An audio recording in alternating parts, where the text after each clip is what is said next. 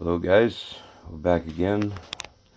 I bought one of those Kraford and Lypt probe holders. The problem is this surface, it's machined down 10 thousandths too much. So if you look, I had to make a plastic shim,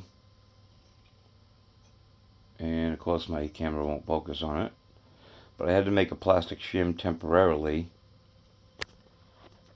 so this would work, because what was happening is it would go in and hit the top of the breech.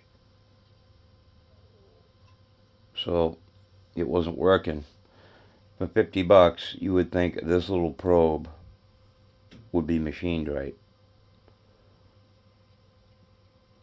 I don't know. To me, it ain't worth it. So what you guys think?